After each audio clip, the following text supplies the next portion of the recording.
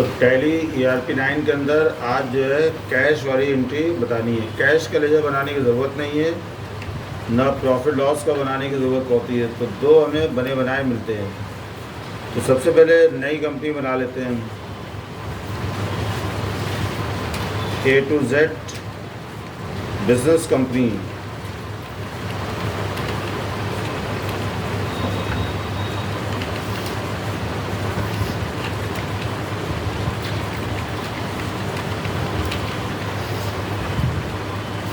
तो ये इंडिया हो गया, उत्तर प्रदेश हो गया, यहाँ से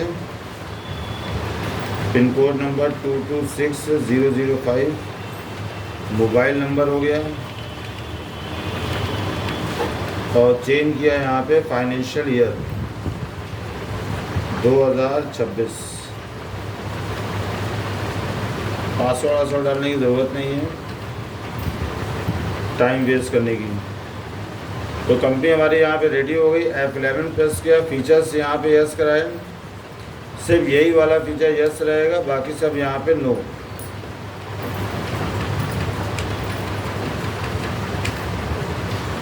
इसके अलावा इन्वेंट्री फीचर्स में गए, मेंटेन मल्टीपल लोकेशन और मेंटेन स्टॉक कैटेगरी। ये दो features integrate account and inventory के अलावा और जोड़ दिए। अब यहाँ से हमें क्या किया, सबसे पहले इन्वेंट्री कंप्लीट कर ली। स्टॉक ग्रुप बनाया हमारा हार्डवेयर का, और कोई इन्फॉर्मेशन देने की ज़रूरत नहीं है। कैटेगरी हमारी यहाँ पे कंप्यूटर है,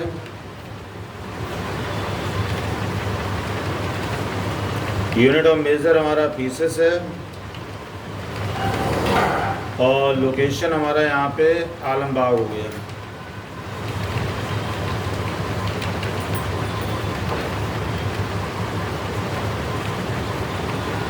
स्टॉक आइटम यहाँ पे बना लिए मैं, मॉनिटर, CRT,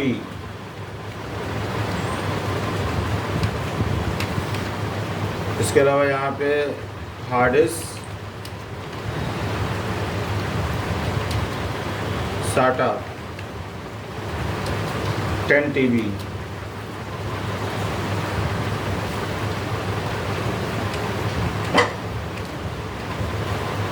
इसके अलावा यहाँ पे हमें बना लिया कीबोर्ड, बना लिया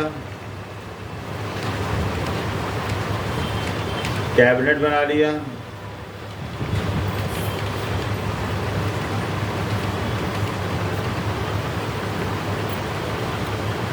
तो ऐसे सारे स्टॉक आइटम की यहाँ पे लिस्ट बना लेंगे। 16 आइटम है, 16 आइटम की लिस्ट यहाँ पे बन जाएगी। एंटर हमारा वाई प्रेस किया, ये सेव हो गया। अब यहाँ से अकाउंट इन्फो में गए, लेजर में गए, और यहाँ से लेजर बना डाला। सेल का लेजर बनाना है, सेल अकाउंट। परचेज का लेजर बनाना है, परचेज अकाउंट। दो लेजर हमने यहाँ पे बनाए हैं, लेकिन अगर हम डिस्प्ले करेंगे तो डिस्प्ले करने पे हमको यहाँ पे 4 दिखाई देंगे, कैश और प्रॉफिट लॉस। ये दो ऊपर वाले लेजर हमें बनाने की ज़रूरत नहीं है।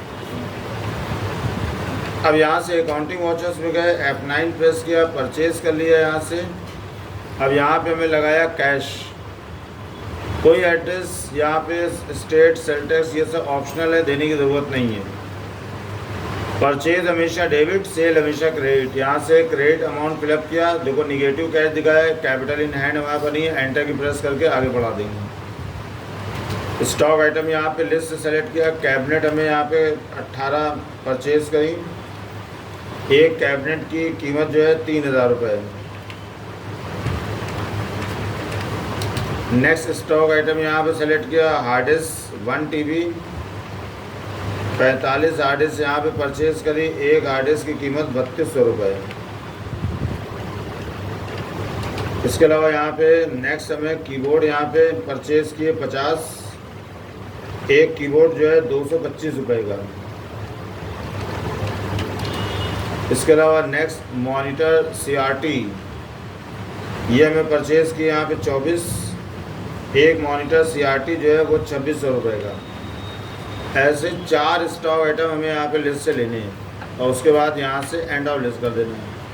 तो हमारा परचेज जो है वो यहाँ पे 2,71,650 रुपये, यहाँ पे क्लिक किया और बैक कर दिया, सीधे वहीं पहुँच जाएंगे।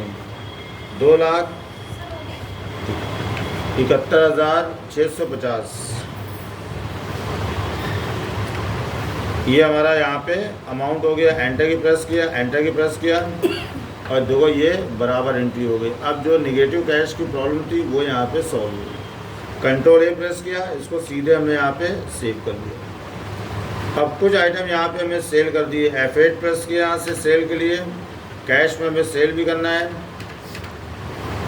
यहाँ से कुछ भी अमाउंट भरा, क्योंकि सेल हमेशा जो है क्रेडिट होती है, यहाँ पे कैलकुलेट होकर क्रेडिट अमाउंट आएगा तो उतना ही डेबिट करेंगे, ऐसे ही इसको डाल दिया है। कैपिटल एंड नहीं है तो यहाँ पे निगेटिव कैश दिखा रहा है, एंटर मारा, सेल स्पेस। अब यहाँ पे कैबिनेट हमारे पास 18 है, 12 कैबिनेट हमने यहाँ पे सेल कर दी। 3,000 की खरीदी थी, 3500 रुपये की एक कैबिनेट यहाँ पे हमारी बिक गई। इसके अलावा यहाँ पे हार्ड डिस्क हमारे पास 10 TB वाली 45 है, 40 हार्ड डिस्क हमने यहाँ पे सेल कर दी। एक हार्ड डिस्क की कीमत 4,000 रुपये। नेक्स्ट स्टॉक आइटम में सेलेक्ट किया यहाँ पे कीबोर्ड हमारे पास यहाँ पे 50 है, 45 कीबोर्ड हमें यहाँ पे सेल कर दिए। एक कीबोर्ड की कीमत यहाँ पे 300 रुपये। नेक्स्ट स्टॉक आइटम यहाँ पे सेलेक्ट किया मॉनिटर CRT 24 है, 20 यहाँ पे हमें सेल कर दिए। एक जो है 3250 रुपये का। ऐसे 4 स्टॉक आइटम लेंगे और उसके बाद यहाँ पे मेन वाउचर पहुँचने के लिए यहाँ से एंड ऑफ लिस्ट करेंगे और जितना हमारा क्रेडिट अमाउंट आया है उतना ही यहाँ पे डेबिट अमाउंट होना चाहिए। 2,80,500 रुपये बराबर किया। देखो ये बराबर हो गया। कंट्रोल ए प्रेस किया, ये हमारा सेव हो गया। अब यहाँ से हमें चेक किया स्टॉक समरी हमारे पास कितनी बची है। ये हमारी स्टॉक समरी यहाँ पे बची हुई है, दिखा रहा है 20 पीसेस यहाँ पे बचे हुए हैं। इसके अलावा यहाँ पे हमारा प्रॉफिट कितने का है। नेट प्रॉफिट हमारा 54,375 रुपये का है। परचेज अकाउंट हमारा 2,71,650, सेल अकाउंट हमारा 2,80,500। जो स्टॉक नहीं बिका है वो है क्लोजिंग स्टॉक 45,525 रुपये का। प्रॉफिट यहाँ पे 54,375 है। जो प्रॉफिट है वही हमारी बैलेंस शीट में आएगा, क्योंकि परचेज अमाउंट इसके अंदर ऐड नहीं होता है, क्योंकि पार्टी हमें रजिस्टर्ड नहीं करी है, कोई क्रेडिट नहीं बना है, इसलिए हमारा टोटल यहाँ पे 54,375 रुपये जो प्रॉफिट है वही दिखाएगा। और अगर डेबुक यहाँ पे चेक करें तो डेबुक के अंदर 2 वाउचर किए हैं, लेकिन पर्टिकुलर में किसी पार्टी का नाम नहीं लिख के आएगा, दिखाएगा कैश। तो जब भी हमें कैश में परचेज करना होता है और कैश में सेल करना होता है तो कैश को बनाने की ज़रूरत नहीं पड़ती। तो आज के लिए इतना ही छोड़ देते हैं।